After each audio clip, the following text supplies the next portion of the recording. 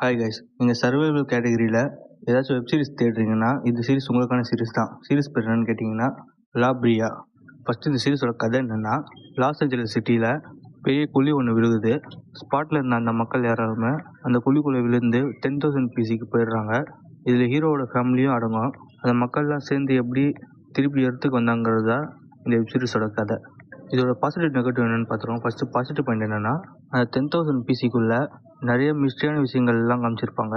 எக்ஸாம்பிளுக்கு சொல்லணும்னா, சிங்கோல் எப்படி ஓப்பன் ஆச்சு, ஏன் கொஞ்சம் மக்கள் மட்டும் உள்ளே விழுந்திருக்காங்க, கேவின்கிற இந்த ப்ரொட்டாகனிஸ்ட் கேரக்டர் இந்த சிங்கோல் ஓப்பன் ஆகிறதுக்கு முன்னாடி அவருக்கு ஒரு விஷன் வந்திருக்கும், அது எதனால் நடக்குது, அப்புறமா டைம் ட்ராவல், இதெல்லாம் சேர்ந்தது தான் இந்த மிஸ்ட்ரி எலிமெண்ட்.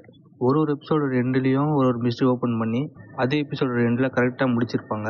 அப்படி ரிவீல் பண்ணுற எல்லா எலிமெண்ட்டும் ரொம்ப நல்லாவே உட்காச்சு. நான் சொன்ன இந்த எலிமெண்ட் மட்டும்தான் இருக்குன்னு கிடையாது, இன்னும் நிறைய மிஸ்ட்ரி எலிமெண்ட் இந்த சீரிஸ்குள்ளே அடங்கியிருக்கு. அதெல்லாம் சொன்னால் ஸ்பாயில் ஆடுங்கிறதுனால தான் சுருக்கமாக சொல்லியிருக்கேன். அண்ட் அடுத்த பாசிட்டிவ் பாயிண்ட் என்னன்னு கேட்டிங்கன்னா, பொதுவாக ஒரு வெப் சீரிஸ் எடுக்கும்போது மினிமம் 8 எபிசோடாச்சும் இருக்கும். அப்படி இருக்கிற பட்சத்தில் கேரக்டர்ஸ்லாம் கரெக்டாக டெவலப் பண்ணி அந்த கேரக்டரோட மெயின் மோட்டிவ் என்னங்கிறத ஜஸ்டிஃபை பண்ணி கடைசி எபிசோடில் சொல்லணும். இருக்கிறதுலே தான் பெரிய டாஸ்காக இருக்கும். அந்த பட்சத்தில் கேரக்டர்ஸுக்கெல்லாம் நிறைய நல்ல இம்பார்ட்டன்ஸ் கொடுத்து எடுத்துருக்காங்க.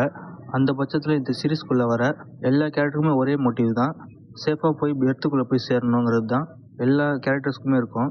ஆனால் அவங்களுக்குள்ளே இருக்கிற கருத்து வேறுபாடு, முரண்பாடுகள், சில சுச்சுவேஷன்ஸ்னால அவங்களுக்குள்ளேயே பிரிவினை வந்து அவங்களுக்குள்ளேயே கொலை பண்ணிக்கிற அளவுக்கு போயிடுவாங்க.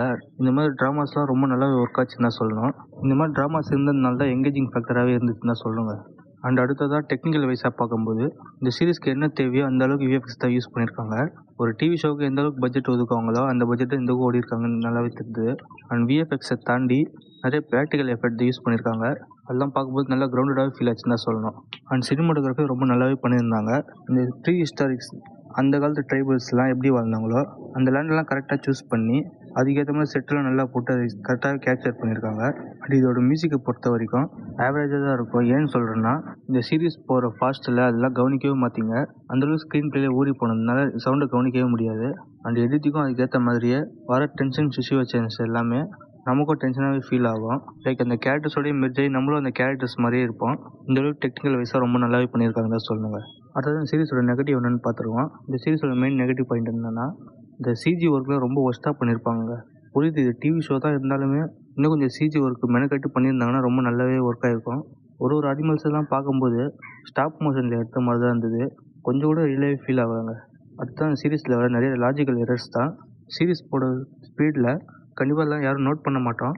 ஆனால் பார்த்து முடிச்ச பிறகு யோசிச்சா தான் தெரியுது இந்த இடத்துல நிறைய எரர்ஸ் ஆகிருக்குன்னு. அதெல்லாம் ரைட்டர்ஸ் அட்ரஸ் பண்ணவே இல்லை.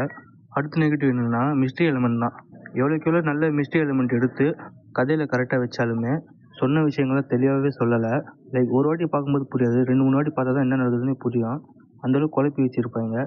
ஒரு மிஸ்ட்ரியை ஃபாலோ பண்ணி அதை அனலைஸ் பண்ணுறதுக்குள்ளேயே அடுத்த மிஸ்ட்ரி ரிவீல் ஆகிடும். அதையும் கரெக்டாக கேப்சர் பண்ணிக்க முடியல. அந்த இடத்துல டைம் விட்டு கொஞ்சம் ட்ராமாவாக எழுதியிருந்தாங்கன்னா ஃபஸ்ட் வாட்டி பார்க்கும்போதே புரிஞ்சிருக்கும். அதை ரைட்டர்ஸ் போட்டு விட்டுட்டாங்க. அண்ட் இதெல்லாம் தான் நெகட்டிவ். அண்ட் இந்த சீரிஸ்க்கு மொத்தம் 3 சீசன்ஸ் இருக்குது. அண்ட் ஒரு எபிசோடும் 1 hour ஆவரேஜ் ரன்னிங் டைம் இருக்கும். இதுக்கு IMDbல 5.8 ரேட்டிங் கொடுத்துருக்காங்க. ரொம்ப ரொம்ப அண்டர்ரேட்டடான சீரிஸ் இது. அண்ட் இந்த சீரிஸ் எதில் இருக்குன்னா, நெட்ஃப்ளிக்ஸ்லேயும் இருக்குது, ஜியோ ஹாட்ஸ்டார்லேயும் இருக்குது. தமிழில் பார்க்கணும்னு நினச்சா ஜியோ ஹாட்ஸ்டாரில் போய் பார்க்கலாம். தமிழ் டப்பிங் எப்படி இருக்குன்னு கேட்டிங்கன்னா குவாலிட்டி கம்மியாக தான் இருக்கும். அதனால் நீங்கள் இங்கிலீஷ்லேயே இந்த சீரிஸை பார்க்கலாம். அண்ட் வீடியோ எண்ட் பண்ணுறதுக்கு முன்னாடி இந்த மாதிரி சீரிஸ்லாம் உங்களுக்கு உடனே கிடைக்கணும்னு நினச்சிங்கன்னா நம்ம சேனலுக்கு சப்ஸ்கிரைப் பண்ணிவிடுங்க. அண்ட் நீங்கள் ஆல்ரெடி இந்த சீரிஸ் பார்த்துட்டு உங்கள் ஒப்பீனியன் கமெண்ட்டில் சொல்லுங்கள். Bye guys.